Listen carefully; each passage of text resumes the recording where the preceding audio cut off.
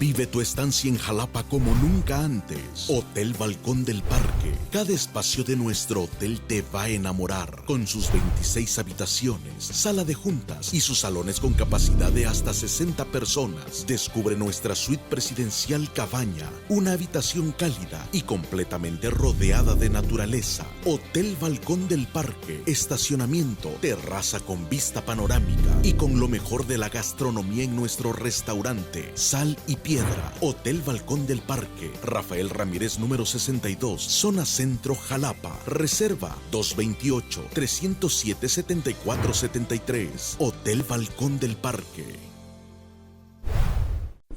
24/7 Noticias presenta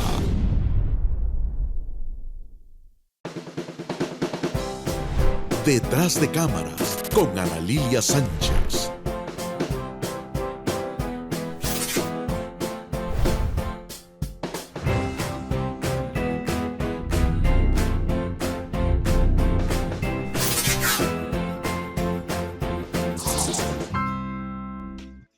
Bienvenidos a su programa Detrás de Cámaras y hoy quiero presentarles a un amigo de vida y él es el doctor Leopoldo Aguirre Galindo. Muy bien, alias Polo, el doctor Polo. Es correcto. ¿O cómo te dicen? No, doctor Polo, es como ¿Doctor me conocen. Sí. Muy bien, bienvenido y muchas gracias por darte el espacio porque sé que tienes muchas ocupaciones. Algo. Ya ves con el tráfico también, qué bárbaro. Pero bueno, aquí estamos. Muchas gracias por la invitación. Pregunta inicial. ¿Quién es el doctor Polo? Ok. Bueno, pues soy médico de profesión con especialidad en urgencias médicas. Tengo también una carrera técnica en técnico superior universitario en urgencias médicas, un máster en urgencias y emergencias. Prácticamente toda mi carrera ha sido dedicada a las emergencias médicas como tal. No las urgencias ya como en el hospital, pero sí las emergencias prehospitalarias o extrahospitalarias.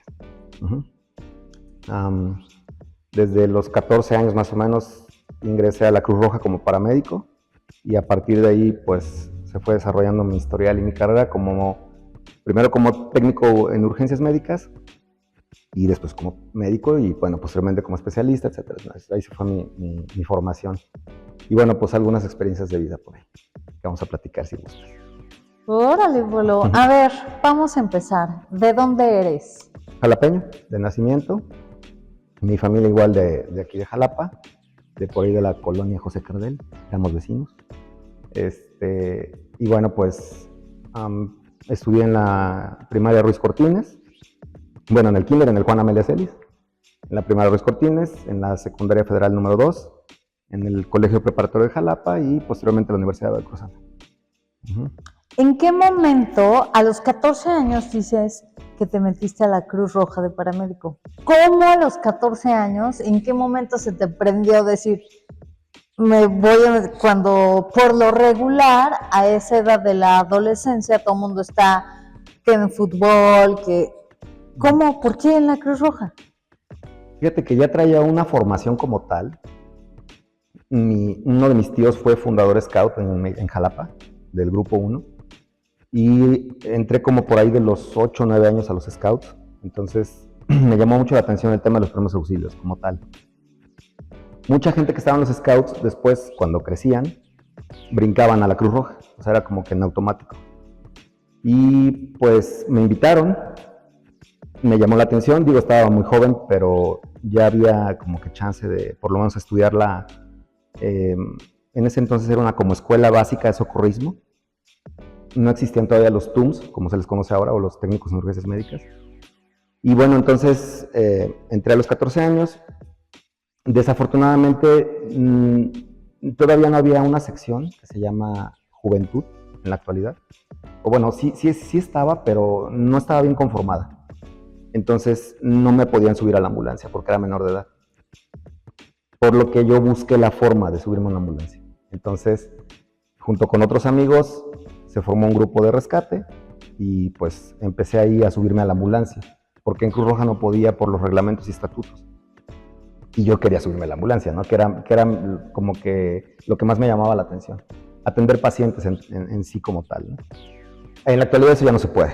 Eso en la actualidad es imposible prácticamente. Se está buscando precisamente profesionalizar a los paramédicos y bueno, se está incluyendo al personal médico, tanto médicos como enfermeras, en el ámbito prehospitalario o extrahospitalario, como se le conoce, porque tiene, digamos, esas dos definiciones. En la actualidad, en otros países, a bordo de las ambulancias andan médicos y paramédicos por las necesidades que hay de la demanda que hay de urgencias médicas con pacientes muy graves o muy delicados. Entonces, y digo, igual ahorita podemos platicar del tema, pero más o menos así inició, digamos, mi interés por ser parte de lo que es el sistema médico de emergencia en México, ¿no? Obviamente. Por ahí del 91 busqué irme a profesionalizar a Estados Unidos, pero desafortunadamente no puedes ser ni bombero, ni paramédico, ni policía si no eres residente.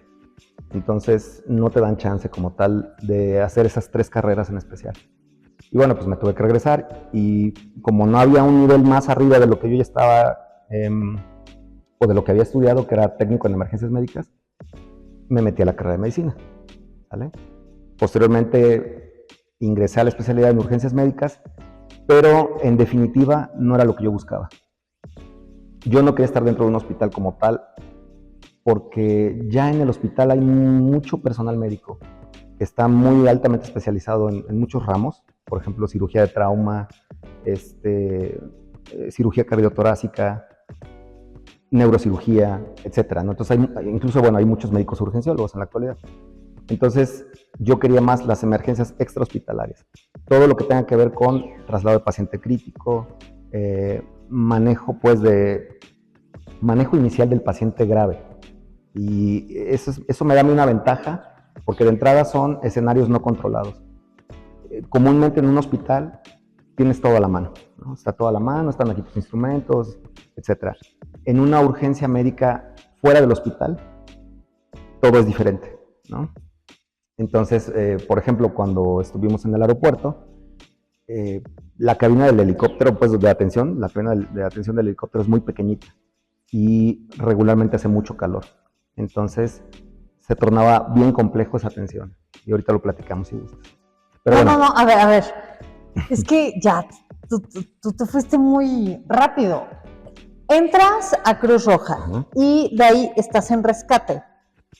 ¿Ok? Sí, porque tenía que hacer... Quería, ¿no? Ajá. Ok. ¿Qué experiencias tuviste que te hayan marcado a esa edad y que te hayas enamorado? Porque ¿estás de acuerdo que para seguir toda esa línea te tienes que enamorar de la carrera para no sentir que trabajas, claro, ¿no? Y bueno, de entrada aquí se maneja una pasión. O sea, la gran mayoría de gente que se dedica a esto son apasionados del tema. Tanto conductores de ambulancia como pilotos de helicóptero y de avión, personal que tiene que ver con el ramo, por ejemplo, de rescate, búsqueda y rescate de cuerpos. Estas personas que buscan, por ejemplo, entre los escombros con perritos, que son los USAR, que sí se les llama. Igual, es gente muy apasionada, que incluso la gran mayoría de las veces ni siquiera cobran, son voluntarios. Entonces, digo, al final del día definitivamente esto no debería de ser así, porque pues la gente, el pueblo, no puede depender de la voluntad de un puñado de personas, ¿no? O sea, es algo que el gobierno tiene que adoptar y que es el cuidado de la gente en general, ¿no? Digo, está en la ley de México, pues. Todo mexicano tiene derecho a la salud.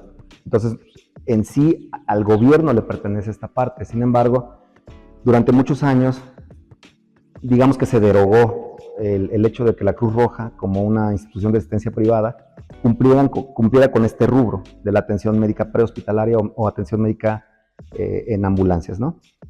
En otros países es muy diferente. En otros países la Cruz Roja como tal, la American Red Cross, por ejemplo, en Estados Unidos, únicamente entra cuando es un desastre. Entonces, en México como tal, desde por ahí de 1920, nace la Cruz Roja Mexicana y se le da esa atribución como tal. Pero en sí, la Cruz Roja es una institución de asistencia privada, no es del gobierno, ¿vale? Entonces, en la actualidad, el gobierno está tomando cartas en el asunto y se están encargando ahora de dar este servicio.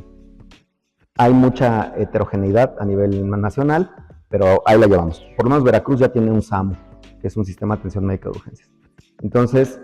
¿En dónde está? Se supone que es estatal, pero apenas está caminando el proyecto. O sea, se necesita un poquito de voluntad política, pero ahí va.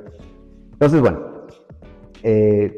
entro a este sistema de rescate y años después me vuelvo a cambiar a la Cruz Roja ya cuando tenía yo la edad necesaria para poder... 18. Ajá. 18, exacto. En esos 4 años, ¿qué viviste? ¿Qué te haya marcado? Bueno, una de las cosas que definitivamente me marcó fue que tuve un accidente en la ambulancia. Eso fue lo primerito.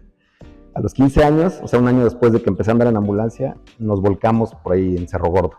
Entonces, bueno, íbamos a un auxilio y no fuimos los únicos, ¿eh? Ha habido N cantidad de accidentes en otras ambulancias. Pero bueno, yo esa vez fue como que una experiencia que dije, wow, no me lo esperaba, ¿no? ¿Y alguien quién les ayudó? ¿Otra ambulancia? La Cruz Roja. Sí, pero bueno, eran compañeros, nos conocíamos, entonces afortunadamente no fue de lesiones graves. Tuve una lesión en la nariz y una en el tobillo y listo, ¿no? Igual mis compañeros no salieron gravemente lesionados, íbamos 3 personas. Y bueno, creo que esa fue la vez en la que realmente tuve miedo. Y sí dije, no, creo que esto no es lo mío. ¿No? Porque bueno, al final del día es arriesgado, es un trabajo muy arriesgado, ¿no? Volvemos a lo mismo del tema aéreo. Una de las principales causas de muerte en el sistema médico de emergencia o en los que le llaman EMS o IMS en Estados Unidos son precisamente andar en helicópteros. O sea, se matan al año más paramédicos en helicóptero que en ambulancia terrestre. ¿Por qué? Porque desafortunadamente el tema aéreo es peligroso. Es una situación totalmente diferente a la terrestre. Pese a que los accidentes terrestres son más frecuentes, la mayor cantidad de muertes de paramédicos suceden en las aeronaves, en Estados Unidos, ¿no? Entonces, bueno, aquí en México todavía no tenemos bien integrado el sistema aéreo, y afortunadamente no ha habido accidentes tantos de personal médico y paramédico, pero sí es muy peligroso. Entonces, bueno, de entrada, sí es una profesión muy apasionante, pero también es sumamente peligrosa. Ha pasado N cantidad de cosas en los paramédicos de que se accidentan, los atropellan, se caen, los agreden, ¿no? Recientemente en Sinaloa por ahí hubo un atentado contra una ambulancia de paramédicos de Cruz Roja. Y bueno, N cantidad de cosas. Sin embargo, la primera vez que tú atiendes a alguien ya así, con tus propias manos y ya tú solito y bueno, ya sin nadie alrededor que te esté diciendo lo que tienes que hacer, realmente te marca por completo. O sea, prácticamente lo que mucha gente dice es poder ayudar a alguien, ¿no? Sin que te lo esté pidiendo para empezar. O sea, al final del día, tú escoges esta profesión como tal. La persona no escoge quién lo atienda, ¿no? Pero tú sí escoges atenderlos a ellos. Entonces, es algo muy noble, es algo que genera mucha satisfacción, ¿no? Entonces, bueno, pues obviamente continúas, te preparas más y pues definitivamente te das cuenta que nunca terminas de aprender. O sea, esto es por siempre y para siempre. Y tienes que actualizarte, tienes que tomar cursos de actualización, porque las cosas van cambiando, ¿no? Ahorita si quieres hablamos también del tema de la atención. Es bien compleja. La gran mayoría de personal médico y paramédico, o sea, sobre todo de hospitales, no saben cómo atender a las personas fuera del hospital. O sea, les entran las dudas, como no tienen el equipo a la mano, se traban, definitivamente no saben qué hacer porque, bueno, es un ambiente totalmente diferente, muy diferente. Entonces, bueno, ahora ya la medicina se divide en medicina táctica, ¿no? Los paramédicos y médicos que andan en temas de guerra y ¿no? de hechos violentos. Entonces, y aquí casi no tenemos, ¿no? Pues casi, bueno, ahí vamos para allá, ¿va? Pero como tal guerras no, pero sí hechos violentos. Oye, y en esos 3 años, ¿alguna muerte de alguien cercano que tuvieras que atender? No sé, alguna familia, o estando en la escuela, a lo mejor ya muerte me vi muy exagerada, pero no sé, algún compañero que estaban jugando se fracturó o algo que digas, yo soy acá creo que ya hasta perdí la cuenta. ¿Sí? La verdad es que sí, han sido muchas las personas que he atendido, incluso incluyendo familiares, ¿no? Pero bueno, sí, efectivamente, creo que lo que más me ha marcado en la vida pues, han sido muertes de amigos cercanos, ¿no? Entre ellos Ricardo, Rafa, ¿no? Rafa Lascoite. Entonces, son cosas que digo, no tiene mucho que pasaron, no estaba tan joven ya, pero pues definitivamente son pérdidas irreparables, ¿no? Y que gente muy, muy cercana. Entonces, creo que es lo que más se siente. Y obviamente los niños y adultos mayores. Cualquier cantidad de veces que pasen, lo vas a seguir sintiendo. Muy, muy rudo, muy doloroso, ¿no? Y accidentes totalmente aparatosos, Sí, bueno, en carretera, general, claro, ¿no? Claro. En general los accidentes, cualquiera que sea, es aparatoso, ¿no? Cualquiera. Desde una cortada, una caída, ¿no? Entonces, realmente lo que nosotros aprendemos y enseñamos en la actualidad es a diferenciar ese momento en la vida de una persona en la que su vida puede estar efectivamente en peligro. Y a eso se le llama urgencia absoluta. Cuando una persona, por algún motivo, ya sea una enfermedad súbita o un accidente, su vida realmente está en peligro, ese es el momento justo en el que se tiene que diferenciar o dar una atención de una u otra manera para que esa persona tenga una oportunidad de sobrevida. Entonces, por ejemplo, hablemos de un traumatismo, ¿no? Una persona que se acaba de caer en una motocicleta y que a pesar de que llevaba casco, sufre un traumatismo de cráneo. Entonces, hay que aprender a diferenciar qué tan grave está ese paciente en los primeros minutos, porque tú bien lo sabes, después de unas horas, si a ese paciente no se le dio una atención adecuada, va a morir, ¿vale? Sí o sí. O sea, ¿por qué? Porque no se le brindó una atención desde el primer momento como se debía. Entonces, lo que se está buscando precisamente es eso, llevar la medicina hasta el punto donde está el paciente, para que de ahí él tenga una mejor oportunidad, ¿no? Entonces, son N cantidad de cosas las que pues nos faltan, ahí la llevamos, pero la capacitación, el equipo, el personal, hacen una gran diferencia en ese sentido. Y bueno, ahora vamos al caso contrario,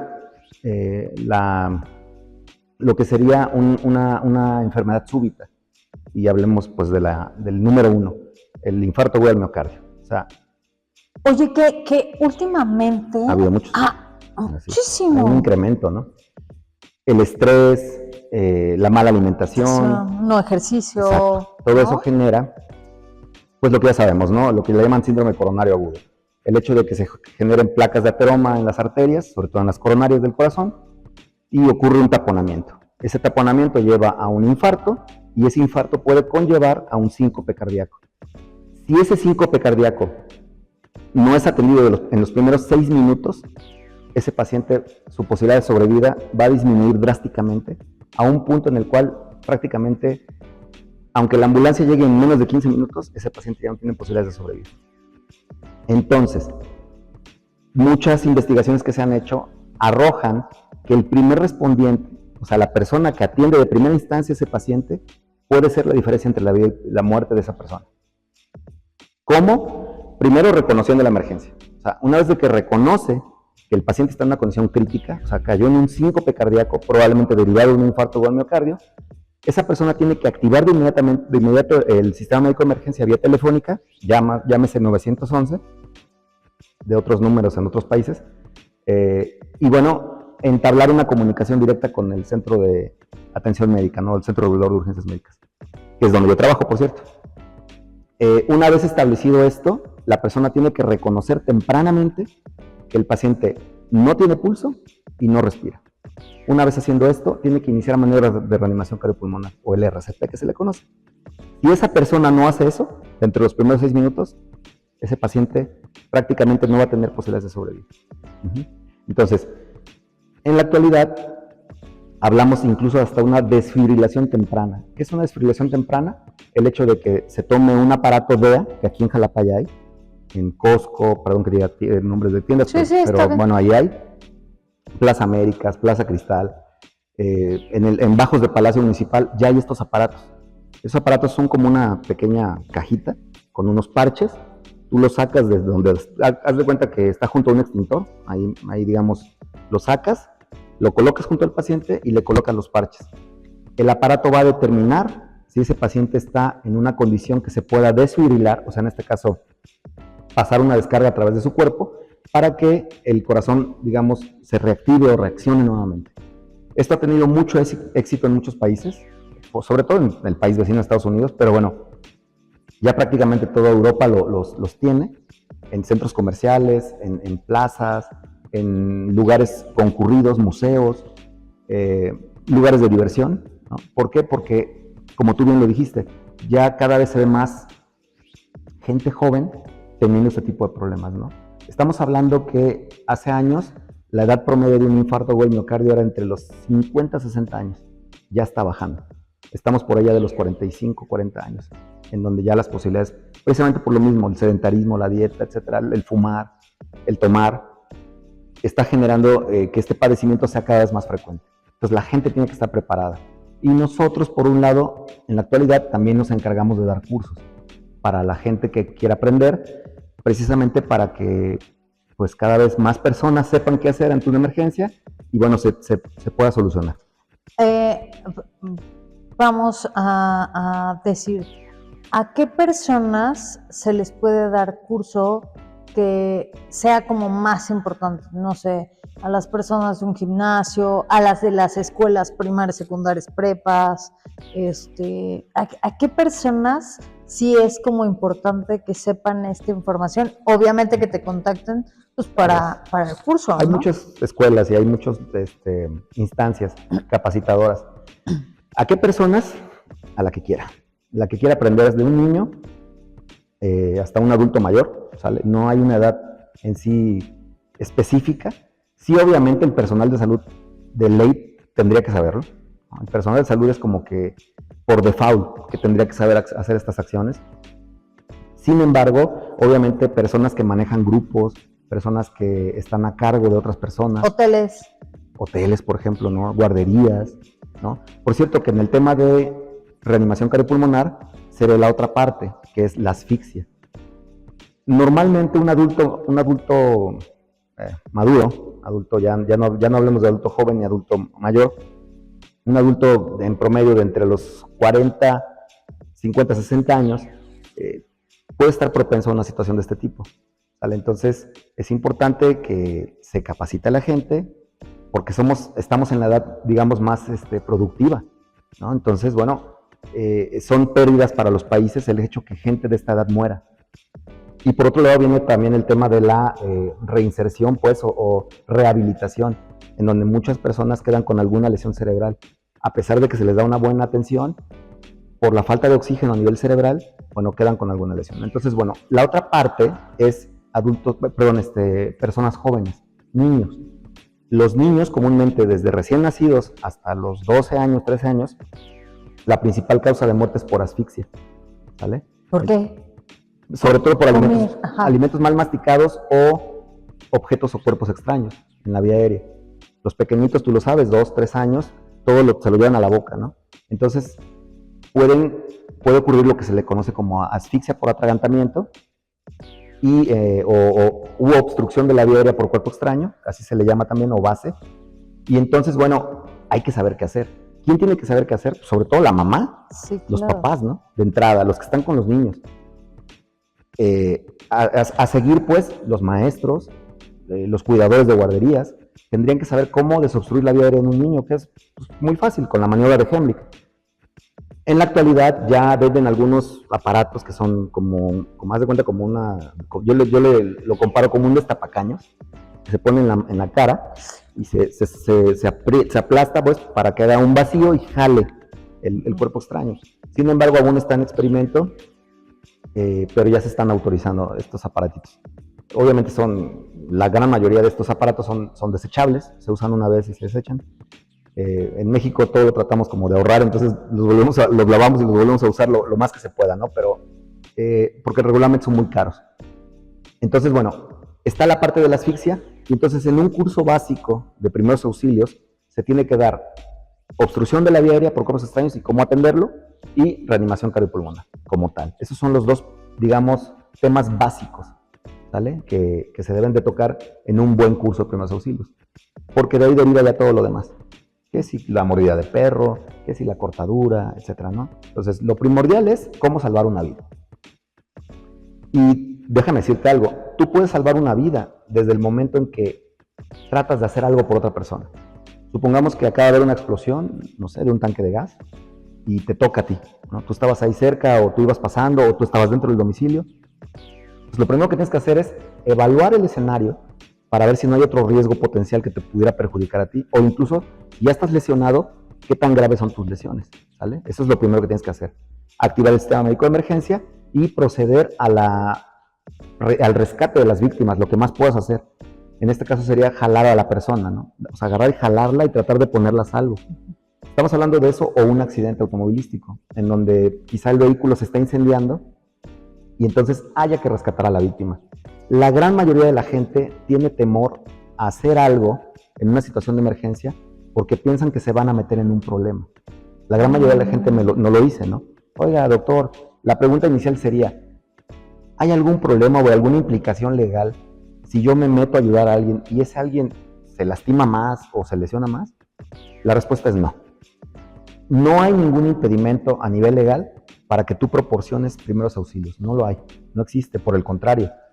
Hay un artículo en la ley que se llama omisión de auxilio, ¿sale? Me parece que es el 155 del Código Penal del Estado de Veracruz, el cual dice que si una persona está en peligro de muerte, o en este caso en peligro de perder la vida, digamos que tú estás obligado, por así decirlo, a tratar de hacer algo por esa persona.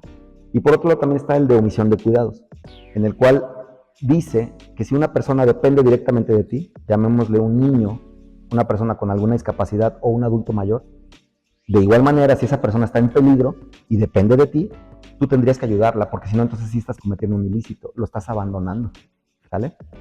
Entonces, lo que la mayor parte de la gente tiene temor es a implementar una acción en la cual el paciente desafortunadamente fallezca y que le implique alguna situación legal. Bueno, y en temas legales, ya que te metiste ahí, si en algún accidente alguna persona fallece, tú llegas de primer respondiente, legalmente, fiscalía o algo, como ustedes como primeros respondientes, ¿van a dar declaración? Sí, sí te citan. Te pueden citar. A cualquier persona, ¿eh? Cualquier persona la pueden citar para que dé un testimonio, para que yo creo que eso es a lo que la gente le teme, ¿no? Claro. Y fíjate que es bien poco probable. O sea, a mí, bueno, nunca en la vida, ¿eh? ¡Órale! Nunca en la vida. Entonces, pues es lo que yo siempre les pongo como ejemplo. O sea, el día que a mí me manden a traer, por supuesto que voy a ir. Pues, digo, es parte de una responsabilidad civil. Y de ti como personal dentro de una ambulancia, es importante lo primero que escribas, ¿no? Claro. Nosotros tenemos unos formatos de registro y bueno, todo está debidamente registrado, que por cierto es parte de lo que se le conoce como historia clínica. Nuestro registro de atención son las primeras acciones que se le hacen al paciente y en la actualidad estamos hablando de, se les dice intervenciones de alto nivel. Estamos hablando de meter medicamentos como adrenalina, hacer accesos intraóseos, punciones para descomprimir el tórax en caso de que el paciente tenga un neumotórax a tensión. Entonces, ya se están haciendo procedimientos que son invasivos. Obviamente tiene que ser supervisado por un médico o tiene que ir un médico a bordo de la ambulancia, no puede ser un paramédico. Comúnmente tiene que ser un médico o un paramédico especializado, pues un paramédico, estamos hablando ya de un técnico superior universitario en urgencias, o le llaman ellos TUM avanzado, en donde ya pasó por lo menos por 3 años de carrera y pasó por lo menos por 1 o 2 años de hospital para que sepa qué hacer ante una emergencia. No es tan fácil y en la actualidad se pretende que esto cada vez sea más profesional, porque insisto, la gente no puede depender de la buena voluntad de un puñado de personas. O sea, tiene que ser gente profesional que se dedique a esto, que sea especialista en el ramo y que, bueno, tenga acceso al material, a los insumos, pues, y a la preparación sobre todo, ¿no? Para que lo pueda hacer de manera adecuada. Entonces, de aquí deriva, por ejemplo, de una alta tensión o de una alta especialidad, el traslado aeromédico, ¿no? Que, bueno, en su momento Tú nos viste por ahí, ¿no? Estar participando en ello. Y bueno... Pero a ver, vamos a regresarnos al tiempo. Tienes 15, llegas a los 18, ya te metes a Cruz Roja, entras a la universidad a estudiar medicina y me imagino que en años de práctica era como, esto ya lo sé, sí. ¿no? Sí, bueno, y había compañeros que seguramente blanco, ¿no? nada, Blanco, ¿no? Sí, claro. Algunos desmayados iban a morgue o algo así, ¿no? ¿No te ha pasado? No con mis compañeros, fíjate, todos eran de hueso colorado. Pero sí hubo gente que definitivamente dijo, esto no es lo mismo, ¿no? Hay mucha gente que durante el trayecto, claro. Y además, la carrera de medicina como tal, sí es un poquito matado. El tema de las guardias, el tiempo que te lleva. Realmente, yo siempre le digo a la gente que quiere estudiar medicina, a ver, si lo haces por el dinero, o sea, sí, probablemente lo puedas tener, ¿no? Sobre todo las especialidades que son, digamos, lucrativas, por así decirlo, ¿no? No sé, las truncales, pediatría, ginecología, vives bien de ello, ¿sale? La cirugía estética, ¿no? Etcétera, ¿no? Pero bueno, no me quiero meter con mis compañeros, pero sí son bastante lucrativas, hablándolo en plata, ¿no? Como es. La gran mayoría de la medicina, y yo creo que debería de ser así, debería de ser por vocación, ¿no? Como tal. O sea, realmente creo yo que de primera instancia, si tú vas con cierta vocación de servicio, ya tienes el 80% de la carrera en tus manos, pues. ¿Por qué? Porque lo estás haciendo de corazón, lo estás haciendo con entusiasmo, porque te gusta, ¿no? No sé, yo me imagino, por ejemplo, a alguien que no tolera malos olores en un hospital, ¿no? ¿Qué haces aquí? ¿No? Digo, vas a oler de todo, ¿no? Que o sea, no soporta ver sangre, por supuesto, desmaya, ¿no? Exacto, ¿no? Entonces, de entrada, hay muchas cosas que van generando este tipo de selección natural, ¿no? En donde, pues, si no es lo tuyo, pues vas para afuera, ¿no? Por otro lado, también está la parte física, fíjate. Es algo que la gente no consideraría importante, pero que al final del día sí lo es. Yo siempre lo he dicho, ¿cómo tú como médico, por ejemplo, no sé, bariatra, ¿no? Das alguna recomendación si tú eres gordito, ¿no? O sea, tú tienes que poner el ejemplo, sí. ¿Vale? Entonces, ¿cómo tú como médico cardiólogo, como médico, etcétera, como lo que sea, si tú fumas y tomas, etcétera, pues ¿cómo das una recomendación, no? ¿Cómo le dices al paciente, a ver, no tome Coca-Cola, si acá está la coca abajo, ¿no? No coma pan, no coma tortilla, cuando tu alimentación es tacos y tortas, ¿no? Entonces, tiene que haber una congruencia. Entonces, de entrada, la gran mayoría de los médicos tenemos como cierto perfil preciso para lo que nos vamos a dedicar, ¿no? Ya sea que seas anestesiólogo, cirujano, traumatólogo, tienen como cierto perfil ya hacia donde te vas encaminando. Y, por ejemplo, en mi caso, en mi ramo, la parte física es muy importante porque todo es con movimientos, ¿no? Todo tienes que mover al paciente, tienes que levantarlo, tienes que ayudarle. Oye, ¿y haces pesas o algo? No, bueno, trato de hacer ejercicio, ¿no? Tanto como pesas no, pero sí trato de mantenerme. Ahorita ando ya medio pasadito de tamales.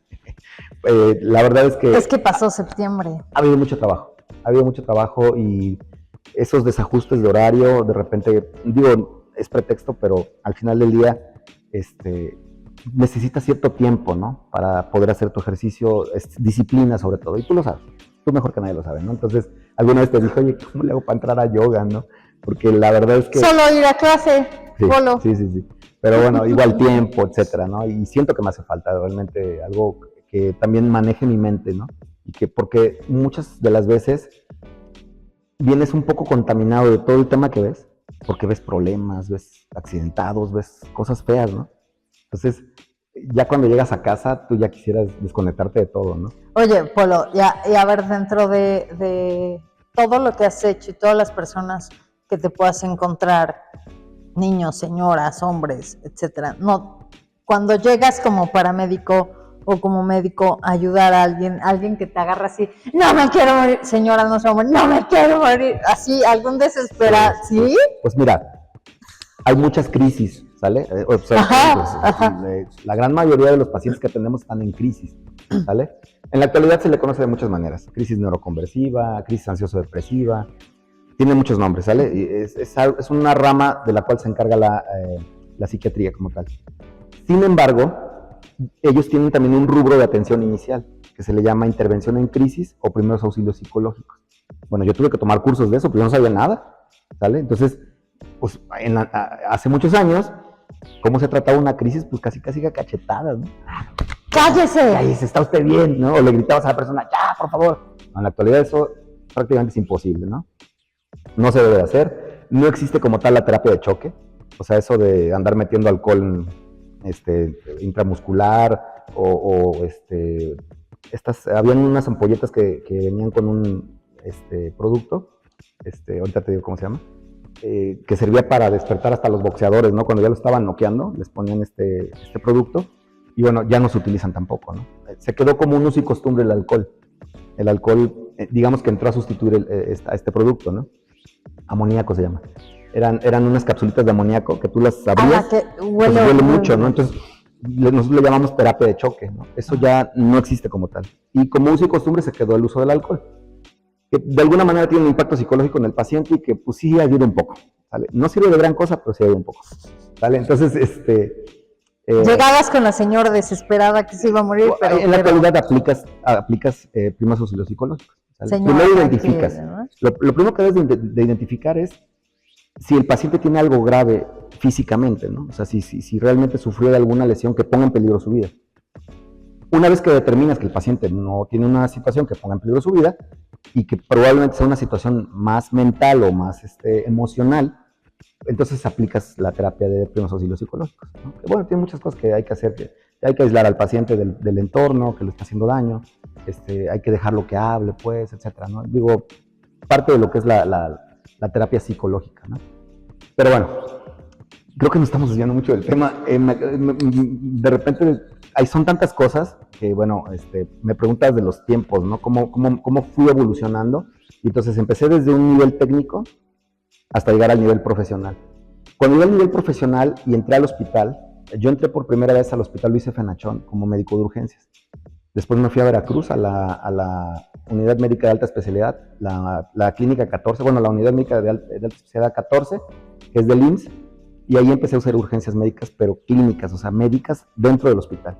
Entonces yo extrañaba mucho la parte extrahospitalaria, o sea, la aventura, la acción. En el hospital me sentía un poco encerrado. Es muy bonito también y aprendes mucho, pero es otra cosa totalmente diferente, ¿sale? Ahí prácticamente tú esperas a que los pacientes lleguen. Y yo me daba cuenta que muchos de los pacientes graves no llegaban al hospital, ¿no? Entonces yo lo veía en las noticias, muere fulano de tal, muere sultano, muere tal persona. Entonces yo decía, bueno, ¿y esos pacientes por qué no llegan al hospital, no? Entonces me empezó a interesar más la medicina extrahospitalaria, entonces intenté especializarme en la rama extrahospitalaria. Para esto me invitaron a participar en un proyecto. Ese proyecto se llama Centro Regulador de Urgencias Médicas. Ya no es un proyecto, ya como tal ya está establecido, ya incluso está normado. Se llama Centro Regulador de Urgencias Médicas, alias CRUM, ¿sale? Así se llama. Yo empecé a trabajar en el CRUM en el 2007. En el país. Aquí en Veracruz. Aquí en Veracruz en el 2007 se genera este CRUM como proyecto. Ya en la actualidad ya está bien establecido. E incluso otros estados lo tienen mucho mejor y en mejores condiciones. Por ejemplo, Querétaro, Jalisco, Puebla, Michoacán. Ahorita son punta de lanza en este tipo de proyectos, que en la actualidad también se les llama SAMUS, o Sistema de Atención Médico de Urgencias. Estos SAMUS tienen que ver ya con la atención de pacientes a bordo de ambulancias. Eso no lo tenía como tal antes el gobierno. En la actualidad ya lo empieza a tener. Y por otro lado también, el tener servicios aéreos incluye el traslado aeromédico, ¿vale? Entonces me llamó la atención, me especialicé en el transporte sanitario y en cuidados críticos en paciente vía aérea. ¿Dónde estudiaste eso? Tuve que hacerlo primero en España, porque aquí no lo había. Después hice un diplomado de especialidad aquí en México, que fue de los primeritos que hubo. Y bueno, obviamente el hecho de que a mí me comisionaran de mi trabajo al aeropuerto ayudó mucho, porque los empezamos a hacer, ¿vale? Entonces, estaba yo estudiando y a la vez tenido la práctica. Y bueno, la práctica que traía del hospital, ¿no? Que te digo, no es parecida, pero pues sí lleva las mismas bases, ¿no? Cómo utilizar un ventilador, cómo utilizar una bomba de infusión, lo que le llaman la aparatología. El hecho de saber manejar los aparatos Bueno, pues eso yo ya llevaba una ventaja. Y aparte como médico, pues todo lo que es la farmacología, ¿no? Entonces, lo que más se ve en un paciente de cuidados críticos es irlo monitorizando todo el camino, pues del punto A al punto B, que regularmente es de hospital a hospital, y el uso de fármacos de alta especialidad, pues en este caso fármacos se le llama de urgencias, pues, o de contención, en este caso, por ejemplo, dopamina, dobutamida, que son medicamentos que son de mantenimiento, ¿no? Para que el paciente mantenga unas constantes vitales normales. Entonces todo eso hay que irlo vigilando, los cambios de altitud, etcétera, también se van vigilando para que, pues, si el paciente presenta algún cambio fisiológico, se pueda revertir o, pues, modular, exacto, ¿no? De repente hablo con tecnicismos, pero si no me entienden, me dicen. Entonces, la intención es esa, ¿no? Que el médico esté preparado, pero sobre todo al entorno, porque es un entorno muy complejo, ¿no? Hay mucho ruido, de repente, por ejemplo, hay turbulencia, de repente no puedes llegar al punto porque hay mal clima, ¿no? De repente, o sea, no sé, nos decían los pilotos, es que se me está cerrando el clima, ¿no? Entonces no puedo pasar. Neblina o así, entonces ¿no? vas de regreso, o vas a otro hospital, o a un hospital alterno. Entonces todas esas cosas hay que tenerlas en mente. Y por otro lado, obviamente, la posibilidad de un accidente, ¿no? Por ejemplo, en los aviones hay un procedimiento que tú le quitas el oxígeno al paciente para dárselo al piloto, ¿no? Porque en una despresurización explosiva o rápida no tienes oxígeno a la mano para poder mantenerte consciente. Entonces lo que haces es darle el oxígeno al piloto para que el piloto pueda aterrizar el avión y no tengas, pues ahora sí que más muertes, ¿no? En caso de que se estrellara el avión. Es un procedimiento que normalmente todos los tripulantes aeromédicos lo deben de saber. Aparte de que si caes en agua, tienes que saber cómo hacer un rescate, cómo salir del agua. Oye, pero entonces ya no rescatas a uno, rescatas como a 5, ¿no? Y por lo menos a ti mismo, ¿no? Por lo menos que salgas vivo tú. Entonces, nosotros... ¿Y quién fue el médico, no?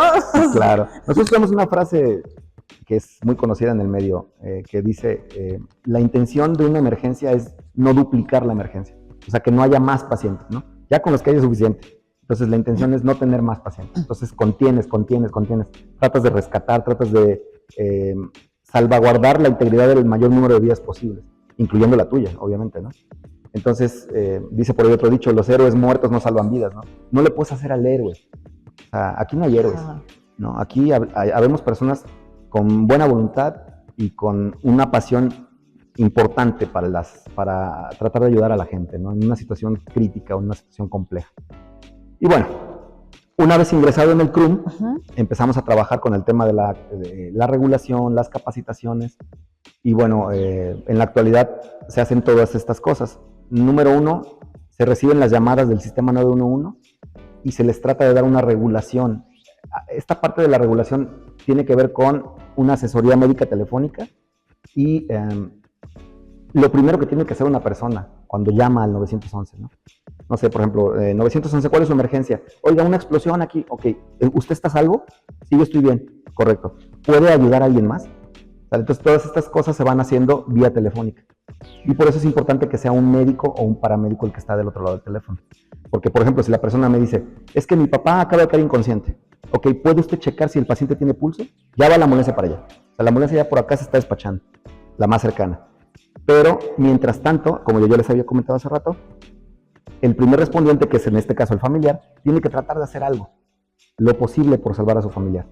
Ya sea un niño, un adulto, tiene que tratar de implementar la acción correspondiente para que esa persona tenga mayores posibilidades de sobrevivir en caso de que esté o gravemente lesionado o gravemente enfermo.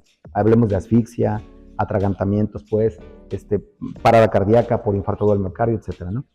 Entonces, también está la otra parte, la del trauma, la medicina de trauma, ¿no? Que es donde el paciente se accidenta, se cae, se mutila una pierna con una motosierra, ¿no? Este tipo de accidentes también entran dentro del rubro de las emergencias prehospitalarias, pero el principal factor que se cuida en un traumatismo es el sangrado, es prioritario.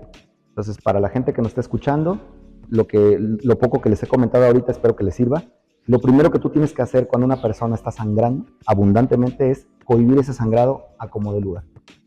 Diversos estudios arrojan que la primera causa de muerte en un paciente traumatizado es el sangrado abundante o el sangrado, le llaman exsanguinante, ¿sale? Entonces, en la actualidad se vuelve a retomar el uso del torniquete, sobre todo para extremidades, obviamente, ¿no? No te lo vas a poner en el cuello, ¿verdad? Para extremidades, en donde si tú tienes una lesión importante en una extremidad, tú mismo incluso puedas contenerte el sangrado utilizando un torniquete, ¿no? Entonces, todo eso se enseña en la actualidad a los que nosotros le llamamos primeros respondientes, pero como bien tú lo dijiste, en teoría, toda la gente que está involucrada en el medio de la salud debería saber todo esto que te estoy comentando, ¿no? En teoría, porque Bueno, la gran mayoría, pues... Solo llevo de sangre, voy para el piso. Ok. Llegas al aeropuerto ya estando creado el CRUM. Ya, así es. Okay. Surge la necesidad porque se empiezan a hacer traslados, ¿sale? En ese entonces había varias aeronaves que se utilizaban en el aeropuerto. ¿Cuántas para el estado de Veracruz? En aquel entonces, eran como 6 helicópteros. ¡Órale! Y como 3 aviones, pues, ¿no? 3, 4 aviones, más o menos.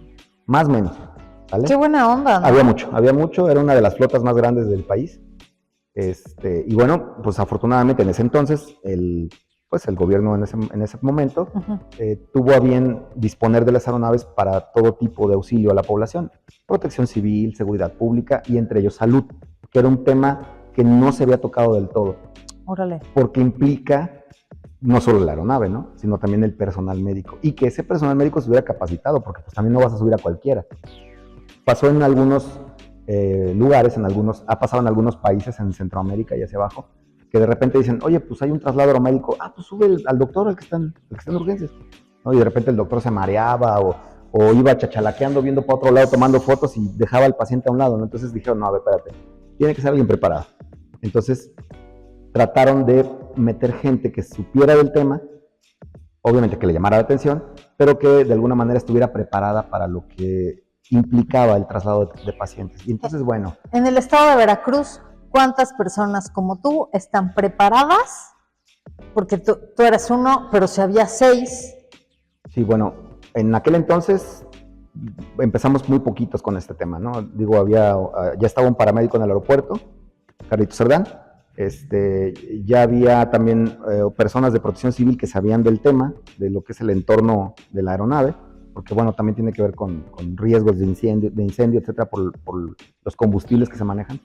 Entonces, ya había como tal gente involucrada en el tema. Ya nada más había que capacitarnos, ¿no? Entonces, digamos que empezamos un poquito de manera empírica, pero posteriormente empezamos a ver que pues obviamente nos hacía falta conocimiento del tema, entonces empezamos a buscar capacitaciones precisamente para podernos nosotros actualizar en el tema. Y bueno, también descubrimos que era algo nuevo aquí en México. Entonces, eso fue más o menos por allá del 2014, 2013, no recuerdo bien. Fueron como 5 años consecutivos así de corridito, en donde hicimos traslados de todo tipo, ¿no? Los más, digamos, significativos para mí fueron por ejemplo, los niños quemados, ¿no? Trasladamos mucho niño quemado a Galveston, a México, ¿no? Ojo por ahí con el uso de la pirotecnia. Creo que eran los más. Los más que atendimos fue por quemaduras por pirotecnia. Entonces, yo siempre he dicho en los cursos, ¿no? El tema de las quemaduras es muy complejo.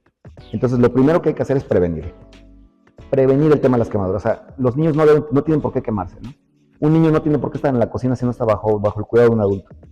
Una de las quemaduras más frecuentes es la quemadura por escaldadura, ¿no? Cuando se echan la olla de frijoles encima o algo encima, ¿no? Que estaban calentando en la cocina, el niño lo trata de jalar y le viene encima, ¿no? Entonces, es importante que esto no exista. Sin embargo, bueno, cuando lo hay o existe, también es muy importante que haya una atención y un seguimiento.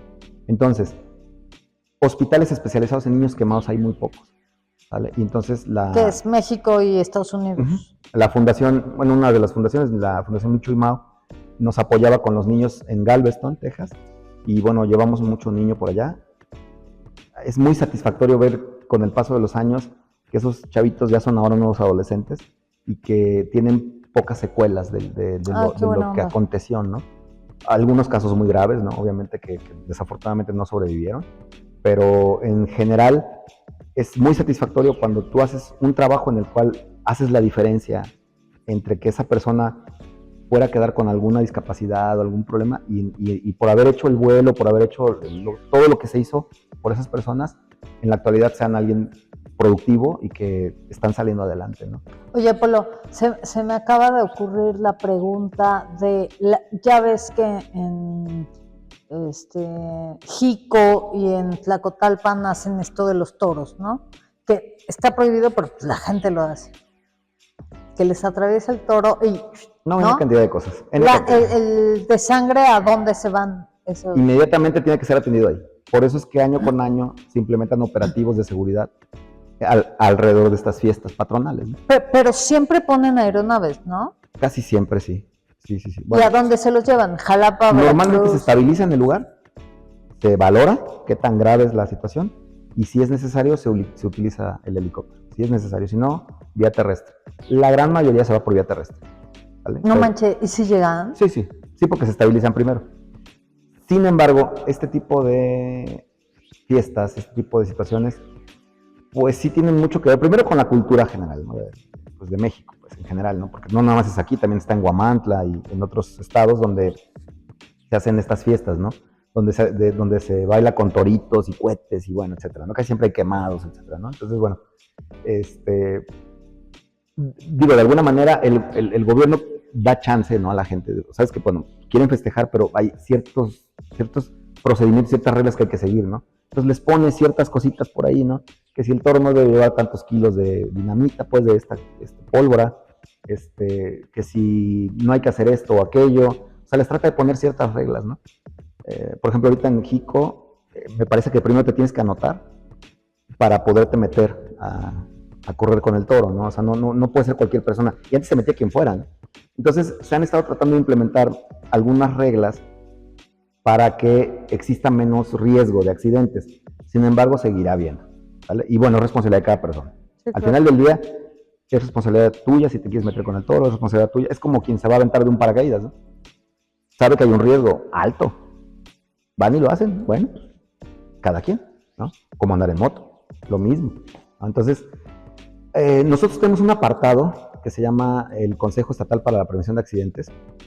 Creo que yo también has trabajado con ellos en algún momento, estaba Paco Oñón y algunos otros amigos, en donde se trata precisamente de prevenir los accidentes, ¿no? Y entonces se implementan operativos como los de alcoholimetría, el hecho de que no utilicen pirotecnia en menores de edad, que no vayan menores de edad en las motocicletas, etcétera, etcétera. Uso del cinturón de seguridad, del casco, todo esto lo trata de implementar el Consejo. Pero una vez que falla la prevención, es cuando entramos nosotros. Cuando entramos nosotros es cuando la prevención ya falló, entonces vamos nosotros para limitar el daño y tratar de limitar lo que pudiera de alguna manera matar a una persona, que es el trauma o la enfermedad súbita, ¿no? Pero bueno, quedándonos ahí en el tema del aeropuerto, se genera esta parte de podernos ir al aeropuerto.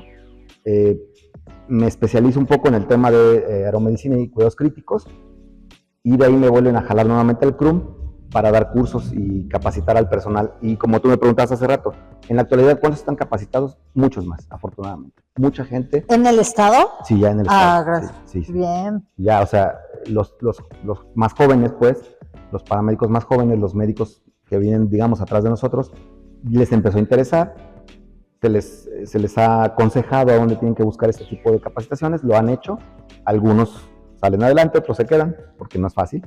Claro. Pero bueno, ya hay cada vez más personas, ¿no? Y en la actualidad ya hay muchas escuelas que se dedican a este rubro. Y bueno, pues va avanzando esto. Es un tema que todavía está en pañales, por así decirlo, pero ahí la lleva. Polo, y vámonos a la vida personal. ¿Cómo, Bueno, es más complejo. ¿Cómo lo complementas? ¿En qué momento? ¿En qué horario? Es difícil, sí, muy difícil. ¿Cuántas novias has tenido? ¿Cuántos desamores? No, bueno. Te pones curitas. De entrada soy soltero. O sea, bueno, pues no me he casado. Es bien complejo. La vida de un médico de verdad es muy difícil. Tengo muchos colegas que ya van por el tercero matrimonio. Entonces, ¿hijos? No, bueno, que yo sepa. No, pero no. Sí me comprometí mucho con el tema profesional. O sea, realmente por ahí anda circulando un meme que dice, si quieres andar con alguien trabajador, o sea, pues tienes que saber que esa persona va a estar casi 99% dedicado a lo que hace, ¿no? Y tendrás que aguantar el cachito que te queda. Entonces, sí es bien complejo. Es muy, es desgastante, es muy apasionante, pero también tiene que ver con tu tiempo, ¿no? Entonces, ocupa mucho de tu tiempo. Estudiar, actualizarse, ¿no? Por ejemplo, nuestros cursos de actualización son de 3 días, ¿no? Y son de tiempo completo, o sea, de 8 de la mañana a 8 de la noche. Entonces, me comisionan mucho, salgo mucho de comisión a las jurisdicciones sanitarias. Bueno, en la actualidad se llaman distritos, para dar cursos a personal médico, personal paramédico, y bueno, pues ahora sí que quien se deje. Bueno, y entonces, sí. ¿Cómo le hacemos para tener novia? Híjole, sí, es complicado. Pues trato en lo que se puede de si hay una chance de una relación, bueno, pues pues darme la oportunidad, ¿no? Recuerdo que ahora con el tema de las series de televisión,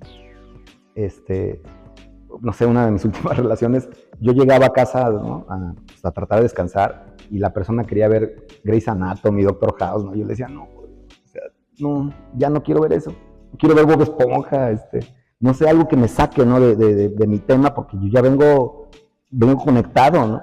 Vengo conectado de tantas cosas que veo.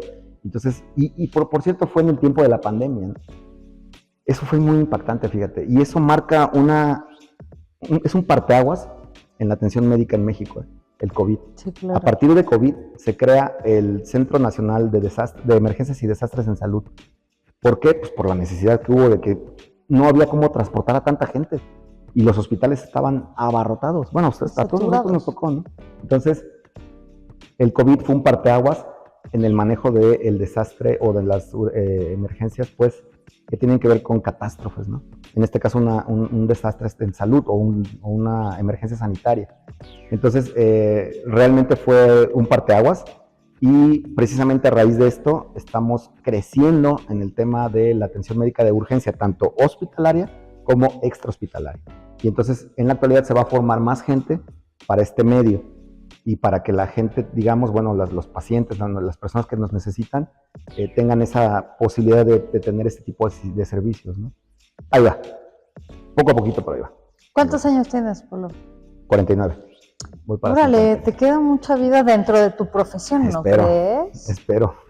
Bueno, en la actualidad ya estamos más en el tema de capacitación, sigo saliendo en ambulancia, me siguen invitando a transportación. La adrenalina es... Siempre va a llamar, siempre va. Es más, cuando no estás en el tema, o sea, pues que andas en otro comisionado, pues, o te mandan al hospital o eso, escuchas una sirena y dices, yo quiero andar allá, ¿no? O sea, que el corazón te habla, ¿no? Quiero salir, ¿no? Quiero estar ahí, vivir la emergencia, ¿no? Es muy diferente. Porque todas son completamente diferentes y particulares. Todas, y lo dicen los manuales, lo dicen los libros. Toda emergencia es totalmente diferente, toda. No hay una igual. Entonces, tienes que estar preparado para eso, ¿no? Hay protocolos preestablecidos, sí, efectivamente, pero en cualquier momento puedes salirte de ese protocolo por alguna situación que está ocurriendo en el momento que haya que definir y cambiar, ¿no? Entonces, creo que es importante que la gente se capacite, es importante que la gente participe en cursos de primeros auxilios. Bien. Como tú bien lo dijiste, el hecho de que los maestros, cuidadores, guarderías estén capacitados puede hacer que sean la diferencia entre la vida y la muerte de un niño o de un adulto mayor. Entonces, es muy importante que la gente reciba una capacitación. Hay mucha gente que dice, debería de ser parte de la currícula de la primaria o de una secundaria, ¿no? O sea, debería de ser parte de una materia como tal. No existe como tal, no la hay, pero bueno, sí definitivamente la gente debe de saber qué hacer por lo menos, ¿no? Como bien tú lo dices, a lo mejor yo le tengo miedo a la sangre, pero igual le puedo decir a otra persona que lo haga o cómo hacerlo. Entonces, de esa manera podríamos contribuir a salvar una vida, de verdad salvar una vida, porque mucha gente luego se cuelga las alas de que dicen, no, los médicos son personas, ¿cómo le dicen? Ángeles sin alas, algo así. No, definitivamente no. Somos personas que nos dedicamos a esto, que nos gusta, nos apasiona y que lo hacemos o tratamos de hacerlo lo mejor posible, ¿sale? Entonces, bueno, es nuestro trabajo al final del día, ¿vale? Pero bueno, ahí va. Mi vida personal es compleja en ese sentido, trato de ocupar mi tiempo libre un poco para hacer ejercicio, un poco para salir, distraerme, ¿no? Me gusta andar en moto, desafortunadamente, pero bueno, es parte del show. ¿Bici no te gusta? ¿Correr? Sí, bueno, salgo más a correr que la bicicleta. Bicicleta casi no he hecho. De vez en cuando me meto al gimnasio, voy un rato, tengo uno a la vuelta de mi casa, de tu casa. Gracias. Trato de ir un ratito y si no, pues tengo ahí unas pesitas en mi casa, trato de hacer algo. Lo importante es moverse. Y lo que ahora le digo a la gente, porque al principio te dicen, ¿y cuántos kilómetros corres? Y les digo, mira, sea, ¿sabes ¿no? algo? Es lo menos importante. Sí. Yo creo que lo importante es que tú puedas llegar a cierta edad valiéndote por ti mismo. Sí. Y es lo que yo quiero. Lo que yo quiero es llegar, no sé, a mis 60, 70 años, ojalá, si es que Dios me lo permite, valiéndome a mí mismo, ¿no? O sea, que yo pueda caminar, que yo pueda moverme, ¿no? Y eso solamente te lo da el hacer alguna actividad, la verdad. Ya creo que todo el mundo lo sabe, solamente a veces nos da un poquillo de pereza o el tiempo, o lo que sea, pero sí, efectivamente, o sea, la movilidad es lo que de alguna manera te va a sacar adelante, por lo menos con cierta calidad de vida, ¿no? Polo, muchas gracias por darnos Anita, un rato de tu tiempo. A ustedes, al equipo. Sé que después gracias. de todo esto estás muy ocupado, pero gracias por... No, y pues a la orden, no sé si podamos dejar algún contacto para que si requieren algún curso o algo, a lo mejor no se los damos nosotros directamente, pero sí los orientamos hacia dónde pueden irse, acercarse pues. Obviamente están instituciones como la Cruz Roja y algunas otras dependencias que se dedican a dar estos cursos, bomberos, el mismo Consejo Estatal para Prevención de Accidentes, dan este tipo de cursos, CRU como tal, y bueno, podemos ayudarlos asesorarlos pues para que busquen algún tipo. ¿Cuál es el número? Bueno, si quieres, podría me lo das y lo ponemos. Perfecto. Y luego lo ponemos, ¿sale? Va, muchísimas gracias. Muchísimas gracias al equipo de producción, al productor Freddy Bernabé Torres y al Hotel Balcón del Parque por prestarnos las instalaciones para poder hacer posible este programa.